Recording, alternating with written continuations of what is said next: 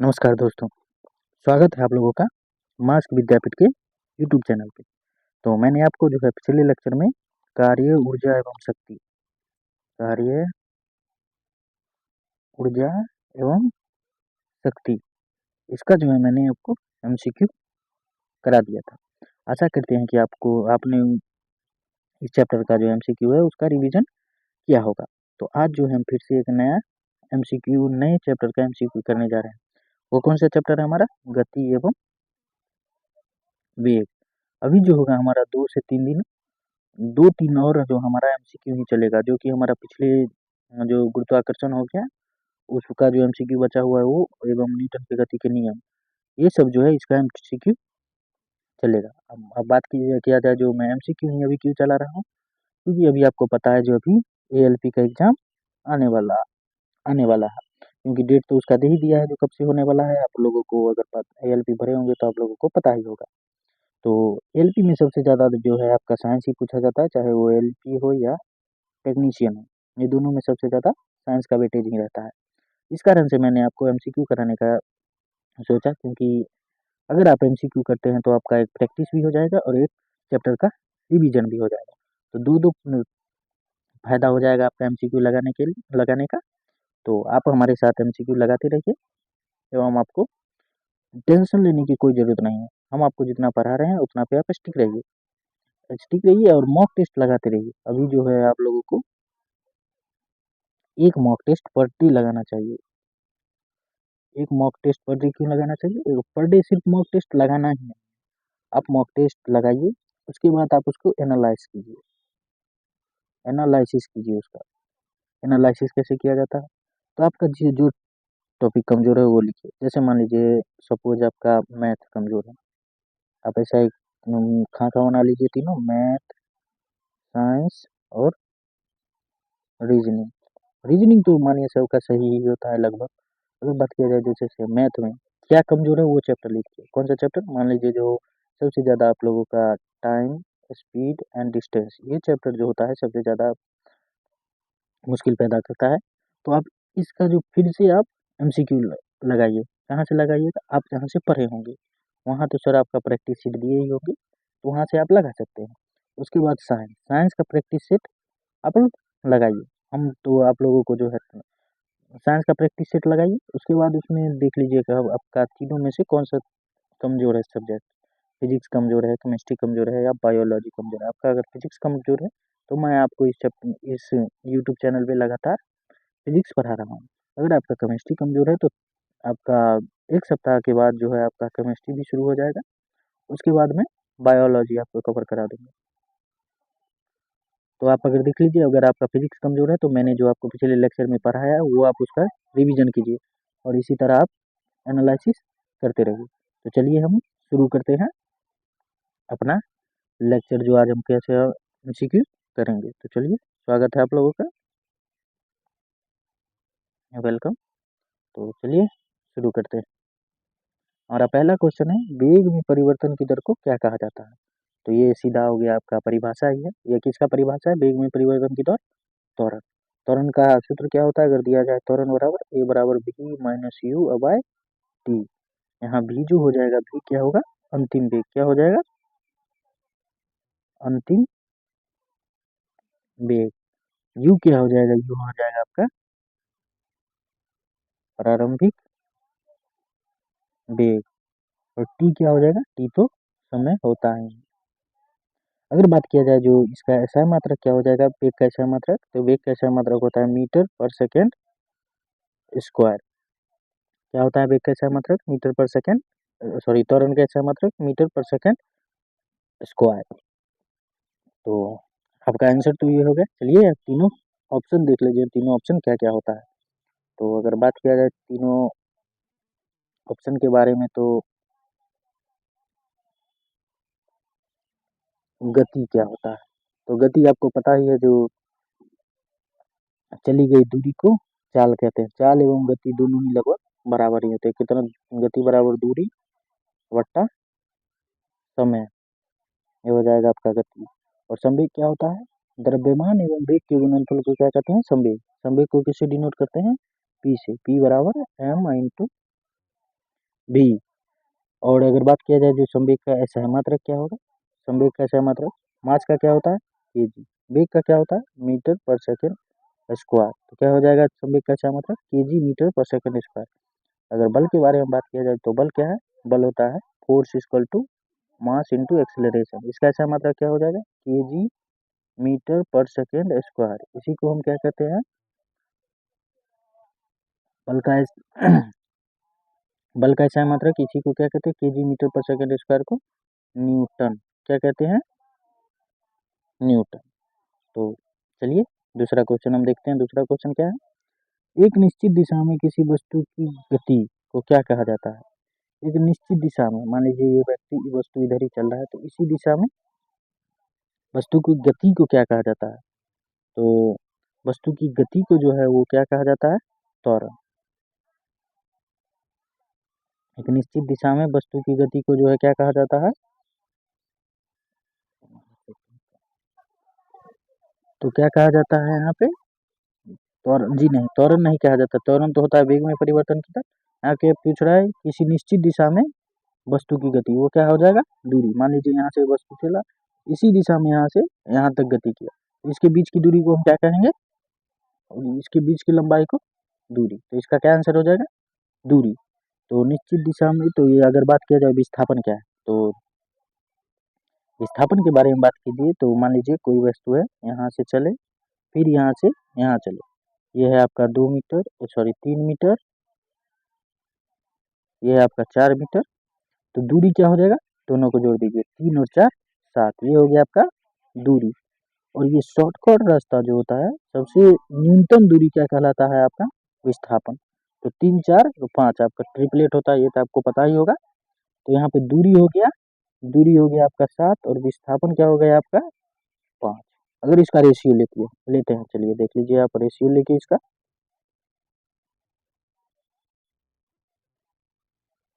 देख लीजिए विस्थापन बट्टा में दूरी, चलिए विस्थापन यहाँ पे क्या है आपका, विस्थापन कितना हो गया 5, और ये क्या हो गया आपका दूरी 7, देख लीजिए अगर भाग दीजिएगा तो क्या आएगा 0.7 करके आएगा, क्या ये 1 से छोटा है, जी 1 से छोटा है, और बराबर भी हो सकता है जब विस्थापन भी 7 हो और दूरी भी 7 हो, तो बराबर भी हो सकता है। तो विस्थापन और दूरी का जो रेशियो, विस्थापन और दूरी का संबंध क्या होता है, विस्थापन और दूरी का अनुपात 1 से बड़ा 1 से छोटा या बराबर हो सकता है। अगर इसको उलट दिया जाए, दूरी डिस्टेंस बट्टा डिस्प्लेसमेंट कर दिया जाए, यानी कि दूरी या बट्टा में विस्थापन, तब क्या हो जाएगा आपका, तब हो जाएगा 7/5, तो आपका 1.2 हो जाएगा, 1.3 कुछ हो जाएगा। तो क्या ये 1 से बड़ा है, जी 1 से बड़ा है और बराबर भी हो सकता है। अगर विस्थापन और वो दूरी का अनुपात पूछे तो क्या होगा 1 से छोटा एवं बड़ा। अगर दूरी और विस्थापन का अनुपात पूछे, दूरी बट्टा विस्थापन इसका अनुपात पूछे तो क्या होगा 1 से बड़ा एवं बराबर। तो आशा करते हैं कि आपको ये समझ आया होगा। तो चलिए तीसरा क्वेश्चन देखते हैं, तीसरा क्वेश्चन क्या है, कौन सा एक सदिश राशि है, सदिश राशि क्या होता है जिसमें परिमाण एवं दिशा दोनों होता है, जिसमें परिमाण भी हो और दिशा भी हो, दोनों हो, तो उसको क्या कहते हैं हम सदिश राशि। तो चाल एक कैसी राशि है, चाल जो है आपका एक सदिश राशि है, चाल ही हो जाएगा आपका सदिश राशि। वेग दूरी समय ये सब क्या है आपका एक अदिश राशि है। तो चलिए चौथा नंबर क्वेश्चन देखते हैं, चौथा नंबर क्या है, चाल की अंतरराष्ट्रीय इकाई क्या है, चाल का SI मात्रक पूछ रहा है, तो चाल का SI मात्रक क्या होता है, चाल बराबर क्या होता है दूरी या बट्टा में समय, दूरी का SI मात्रक क्या होता है मीटर, समय का सेकेंड, तो आपका क्या हो जाएगा इसका चाल का SI मात्रक मीटर पर सेकेंड, और मीटर पर सेकेंड स्क्वायर की तरफ किसका होता है त्वरण का SI मात्रक, मैंने ये भी आपको बताया है। तो चलिए आगे देखते हैं, पांचवा क्वेश्चन क्या है, समय के साथ विस्थापन में परिवर्तन की दर को क्या कहते हैं, समय के साथ विस्थापन में परिवर्तन यानी कि v माइनस यू बट्टा टी, विस्थापन में परिवर्तन अगर बोले तो यही होगा v minus u by t, तो इसको क्या कहते हैं हम त्वरण। बल क्या होता है, बल का फॉर्मूला F बराबर ma, चाल बराबर क्या होता है दूरी बट्टा समय, क्या होता है दूरी बट्टा समय। और वेग बराबर क्या होता है, विस्थापन बट्टा समय। क्या होगा, विस्थापन बट्टा समय। तो चाल एवं वेग जो होता है ये दोनों समान होता है, इसका एसआई मात्रक भी समान होता है, इसका बीमा भी समान होता है। तो चलिए 6 नंबर क्वेश्चन देखते हैं। 6 नंबर क्वेश्चन क्या है हमारा, यदि कोई वस्तु समान समय अंतराल में समान दूरी तय करती है तो उसकी गति को क्या कहा जाता है। मान लीजिए समान समय अंतराल में, देखिए यहाँ से यहाँ है, फिर यहाँ से यहाँ है, मान लीजिए 2 मिनट में जो है 2 मीटर, फिर 2 मिनट में 2 मीटर। तो इसी को हम कहते हैं समान समय अंतराल में अगर समान दूरी तय कर रहा है तो इसको कैसे कहते हैं हम, एक समान गति।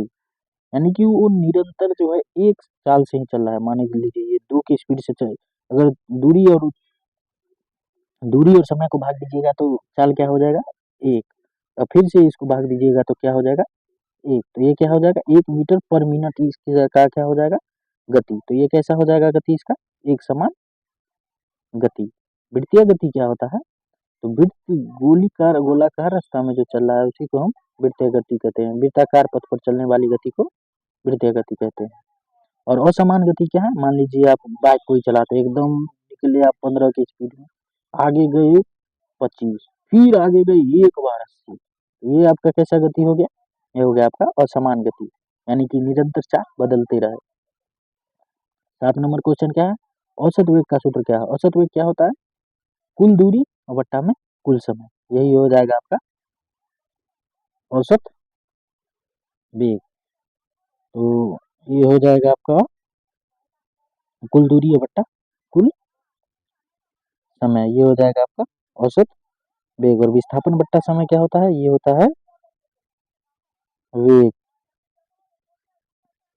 और तो चलिए 8 नंबर क्वेश्चन देखते हैं। 8 नंबर क्वेश्चन हमारा क्या है, वेग और समय के गुणनफल से क्या प्राप्त होता है।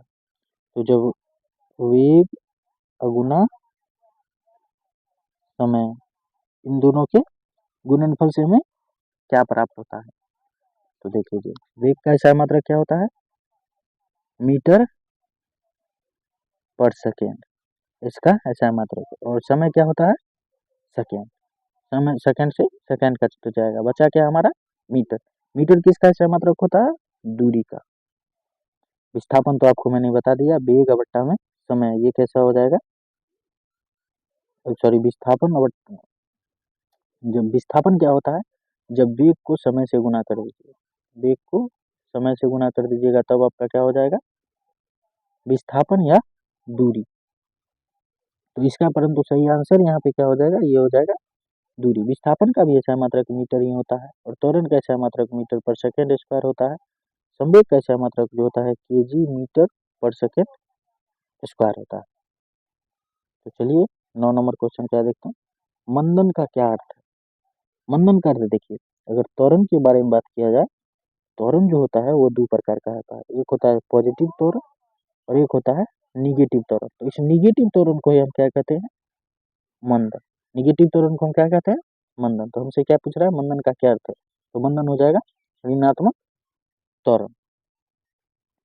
तो 10 नंबर क्वेश्चन के बारे में बात किया जाए जो क्या है, किसी वस्तु का त्वरण इसके डैश में प्रति इकाई समय में होने वाला परिवर्तन। त्वरण क्या होता है, विस्थापन में प्रति इकाई परिवर्तन जो होता है, विस्थापन बट्टा समय, ये क्या हो जाता है आपका त्वरण। तो किस में निरंतर परिवर्तन होगा, विस्थापन में। हमारा आंसर क्या हो जाएगा, विस्थापन। मैंने आपको पिछले क्वेश्चन में समय, बल, वेग ये सब बता दिया है, तो आप ही सबको रिवाइज करते चलिएगा। तो अगर बात किया जाए ओडोमीटर का उपयोग क्या मापने के लिए किया जाता है, तो ओडोमीटर का जो प्रयोग है वो जो है आपका दूरी मापने के लिए, सॉरी, किया जाता है दूरी मापने का। और चाल मापने के लिए किसका प्रयोग किया जाता है, स्पीडोमीटर का। इस चीज का स्पीडोमीटर का। और दिशा को कैसे मापते हैं, दिशा सूचक यंत्र से हम मापते हैं। तो चलिए 12 नंबर की क्वेश्चन क्या है, मुक्त रूप से गिरती हुई वस्तु की गति किसका उदाहरण है। मान लीजिए मुक्त रूप से वस्तु गिर रहा है, मुक्त रूप से गिरती हुई वस्तु जो है वो समान त्वरण का उदाहरण है। किसका उदाहरण है, समान त्वरण का उदाहरण है, क्योंकि वस्तु गिरेगी एक समान वेग से गिरेगी। अगर चाल समान है किसी का तो उसका त्वरण भी क्या हो जाएगा, समान हो जाएगा। यानी कि चाल समान, विस्थापन समान, तो त्वरण समान। तो 13 नंबर क्वेश्चन क्या है, विस्थापन की दर को क्या कहा जाता है। तो विस्थापन की दर को जो है क्या कहा जाता है, वेग। विस्थापन की दर क्या होता है, विस्थापन वट्टा में समय, विस्थापन वट्टा समय, ये क्या हो जाएगा आपका, वेग। दूरी तो आपको पता ही है, और त्वरण तो मैंने आपको बता दिया, विस्थापन में परिवर्तन की दर को त्वरण कहते हैं। और संवेग क्या होता है, द्रव्यमान और वेग के गुणनफल को संवेग कहते हैं। तो ये क्या है, वेग समय ग्राफ की ढाल क्या दर्शाती है। तो आप पहले ये देख लीजिए किस समय वेग बट्टा समय आएगा, या वेग या समय किसके फॉर्मूला में आता है। विस्थापन क्या होता है, वेग अगुना समय। त्वरण किसका होता है, त्वरण भी होता है विस्थापन बट्टा समय। और वेग समय की ढाल क्या बताएगी, हमें गति बताएगी। क्यों बताएगी, क्योंकि गति का फॉर्मूला क्या होता है, वेग बट्टा में समय, हो जाएगा आपका गति। तो आपका आंसर क्या हो जाएगा, गति हो जाएगा इसका आंसर। चलिए 15 नंबर क्वेश्चन देखते हैं। 15 नंबर क्वेश्चन क्या है, यदि किसी वस्तु का वेग स्थिर है तो उसका त्वरण क्या होगा। अगर वेग स्थिर है तो उसका त्वरण क्या हो जाएगा, शून्य हो जाएगा। और ऋणात्मक त्वरण को हम क्या कहते हैं, ऋणात्मक त्वरण को हम क्या कहते हैं, मंद। चलिए 16 नंबर क्वेश्चन क्या है, मीटर पर सेकंड स्क्वायर किसकी इकाई है। मीटर पर सेकंड स्क्वायर किसकी इकाई है, त्वरण की इकाई। विस्थापन की इकाई क्या होती है, मीटर। गति का इकाई मीटर पर सेकंड, और वेग का इकाई भी मीटर पर सेकंड। तो 17 नंबर क्वेश्चन क्या है, एक वृत्ताकार पथ पर चलती हुई वस्तु की गति क्या कहलाती है। तो मैंने आपको बताया, जो ये वृत्ताकार पथ पर चलती हुई वस्तु की गति कहलाएगी वृत्तीय गति। रेखीय गति क्या होती है, जब आप सीधी वेग पे सीधे रास्ते पे चल रहा है तो आपका क्या हो जाएगा, रेखीय गति। और दोलिनी गति क्या होती है, दोलिनी गति होती है, देख लीजिए ये आपका एक घंटी है। अगर इधर कोई और आती है और फिर इधर की ओर जाती है, जैसे पेंडुलम की गति, जो इधर भी आती है और इधर भी जाती है, तो ये आपका कैसा हो जाएगा, दोलिनी गति। तो देखिए फिर वो क्वेश्चन आई है गया, जो स्पीडोमीटर क्या मापता है। तो स्पीडोमीटर मैंने आपको क्या बताया, क्या मापता है, औसत चाल मापता है।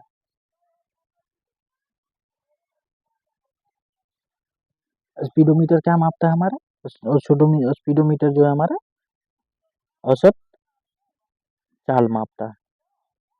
तो 19 नंबर अगर बात किया जाए, 19 नंबर देख लीजिए, आपका एक नॉमेरिकल क्वेश्चन है। तो चलिए इसको हम बनाते हैं। तो क्या बोला है, किसी पिंड के वेग में परिवर्तन 5 सेकंड में होता है। यानी कि टाइम क्या दिया हुआ है हमारा, टाइम। और देख लीजिए वेग में 5 सेकंड में 20 मीटर पर सेकंड से 30 मीटर पर सेकंड हो जाता है। तो प्रारंभिक वेग हमारा क्या है, यानी कि u हमारा क्या है, 20। और अंतिम वेग हमारा क्या है, v, यानी कि 30। तो हमें क्या पूछ रहा है, त्वरण। त्वरण का फॉर्मूला क्या होता है हमारा, त्वरण का फॉर्मूला होता है v minus u by t. यहाँ पे देख लीजिए v का मान क्या है, v का मान है 30, u का मान है 20 बट्टा में 5।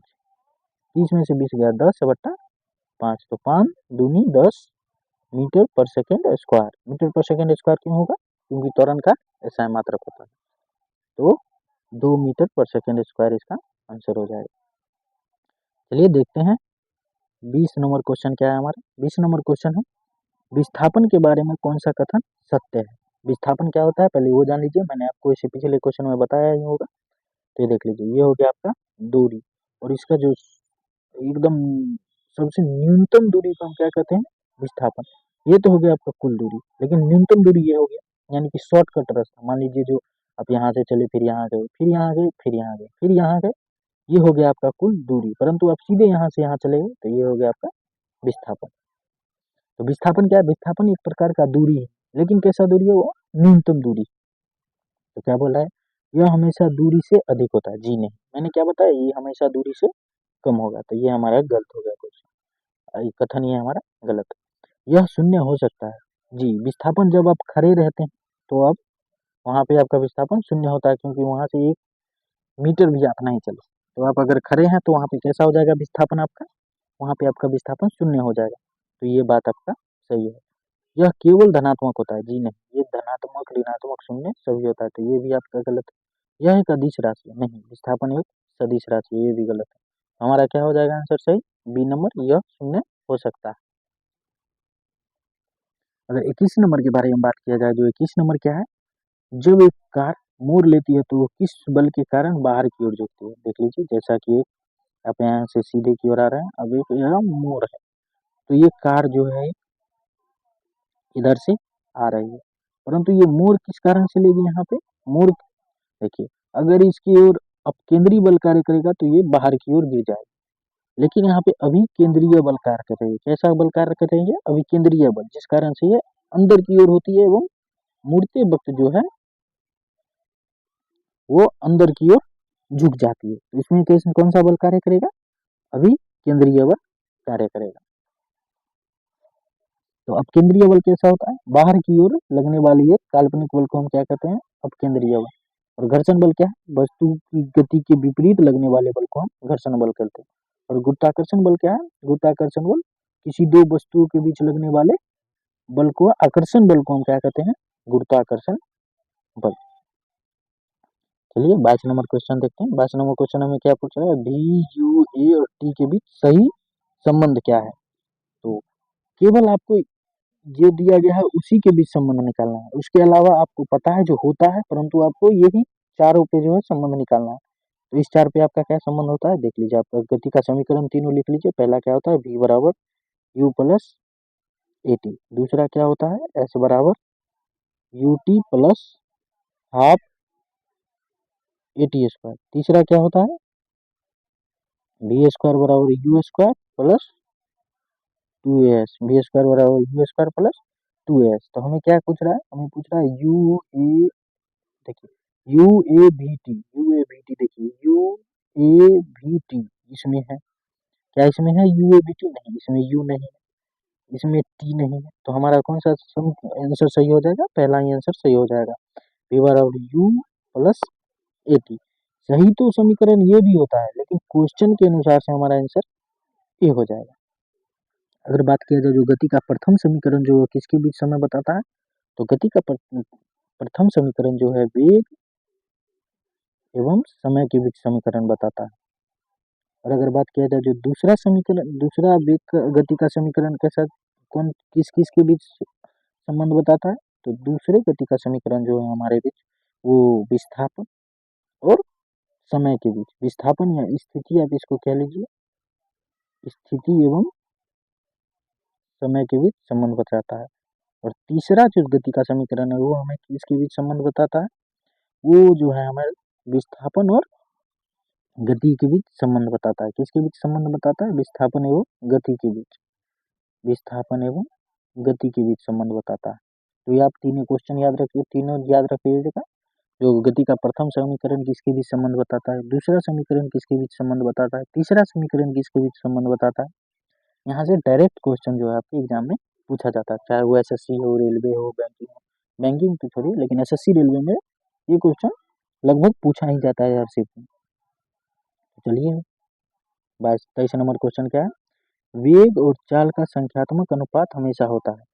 तो वेग और चाल का संख्यात्मक अनुपात, वेग बट्टा चाल, वेग हमारा क्या होता है, वेग विस्थापन बट्टा समय, चाल हमारा क्या होता है, विस्थापन बट्टा में समय, और दूरी चाल क्या होता है, दूरी बट्टा में समय। तो समय से समय तो कट ही जाएगा, तो हमें क्या बचेगा, विस्थापन और दूरी।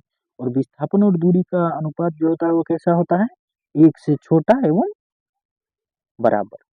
तो कि मैंने आपको ये दूसरा या तीसरा क्वेश्चन में ये बता दिया था, विस्थापन और दूरी के बीच संबंध कैसा होता है, एक से छोटा एवं बड़ा। अगर बात किया जाए दूरी और बट्टा विस्थापन का संबंध, तो एक से बड़ा होता है, सॉरी, दूरी और विस्थापन का अनुपात एक से बड़ा एवं बराबर। तो यहाँ पूछ रहा है हमारा वेग और चाल, वेग और चाल क्या होगा, विस्थापन बट्टा दूरी, तो ये कैसा होता है, एक से छोटा एवं बराबर। तो एक से कम ये भी हो सकता है, एक के बराबर ये भी हो जाएगा। आइए देख लीजिए, एक के बराबर या कम, ये सी नंबर आपका आंसर हो जाएगा। ये नहीं होगा क्योंकि इसमें सिर्फ कम दिया गया है, इसमें क्यों केवल बराबर दिया गया है, अधिक का तो सवाल ही नहीं होता। तो हमारा आंसर क्या हो जाएगा, सी नंबर। देख लीजिए आपका क्वेश्चन आ ही गया, जो गति का दूसरा समीकरण किसके बीच संबंध बताता है। तो पहला समीकरण हमारा क्या था, बी बराबर यू प्लस ए टी। दूसरा हमारा क्या था, एस बराबर U T plus half A T square. तीसरा हमारा क्या था, बी स्क्वायर बराबर U square plus to A S. तो हमारा क्या पहला समीकरण क्या क्या बताता है, हमारा पहला समीकरण वेग और समय, वेग और समय के बीच संबंध बताता है। दूसरा समीकरण हमारा किसके बीच संबंध बताता है, हमारा जो है विस्थापन या स्थिति या समय के बीच संबंध बताता है, स्थिति या समय के बीच संबंध बताता है। और तीसरा कैसा बताता है, तीसरा जो है हमारा विस्थापन एवं वेग के बीच, इसका विस्थापन एवं वेग के बीच संबंध बताता है। तो हमें किसके बारे में पूछ रहा है, गति का दूसरा समीकरण। दूसरा समीकरण स्थिति और समय, तो क्या हो जाएगा आंसर, स्थिति और समय। स्थिति और वेग की तो तीसरे समीकरण में स्थिति एवं वेग के बीच संबंध बताता है, वेग और समय के बीच तो ये पहले समीकरण में संबंध बताता है। तो चलिए 25 नंबर क्वेश्चन क्या है हमारा, शून्य त्वरण का अर्थ है वस्तु स्थिर है। जी वस्तु स्थिर है तब भी शून्य होगा। वस्तु का वेग नियत है, जी ये भी हो सकता है, वस्तु का वेग बढ़ रहा है, जी नहीं। तो हमारा आंसर क्या हो जाएगा, डी, ए और बी दोनों। 26 नंबर हमारा क्वेश्चन क्या है, प्रति इकाई समय में तय की गई दूरी को क्या कहते हैं। प्रति इकाई समय में दूरी बट्टा में समय, ये कैसा हो जाएगा, क्या हो जाएगा आपका, दूरी बट्टा समय चाल होता है। वेग क्या होता है, विस्थापन बट्टा समय। त्वरण को क्या होता है, वेग में परिवर्तन की दर, यानी कि v minus u by t. विस्थापन तो न्यूनतम दूरी ही होता है। 27 नंबर क्वेश्चन क्या है, एक कण आर त्रिज्या के वृत्ताकार पथ पर घूम रहा है, आधे चक्कर के बाद विस्थापन क्या होगा। तो आधे चक्कर के बाद आधा हो जाएगा तो उसका क्या हो जाएगा, 2r हो जाएगा उसका विस्थापन। तो ये क्या बोल रहा है, एक कण आर त्रिज्या वाले, मान लीजिए ये आपका आर त्रिज्या वाले वृत्त पर क्या कर रहा है, आपका गति कर रहा है। तो आधे चक्कर, मान लीजिए यहाँ से शुरू किया एवं यहाँ पे आके ये हो गया आपका आधा चक्कर। तो आधे चक्कर के बाद विस्थापन क्या होगा, तो ये तो जो हो जाएगा ये आपका दूरी हो जाएगा, हमें इससे कोई मतलब नहीं, हमें क्या पूछ रहा है, विस्थापन। तो देख लीजिए न्यूनतम दूरी हमारा ये है, यहाँ से यहाँ के तो विस्थापन। तो ये सबसे लंबी दूरी क्या कहलाता है आपका, व्यास। क्या कहलाता है, व्यास। तो व्यास तो पूरा होगा आर और प्लस आर, आर और प्लस आर क्या हो जाएगा हमारा 2r। अगर हमारे यहाँ पे व्यास भी रहता ऑप्शन तो व्यास भी हो सकता था। तो हमारा आंसर क्या हो जाएगा, सी नंबर। 28 नंबर देखिए क्या है हमारा, वेग समय ग्राफ के नीचे का क्षेत्र क्या मापता है। वेग और समय, वेग और समय के जो समय के नीचे का क्षेत्र क्या मापता है, वेग और समय के नीचे का क्षेत्र हमारा क्या मापता है, तो हमारा चाल मापता है। क्या मापता है, चाल मापता है।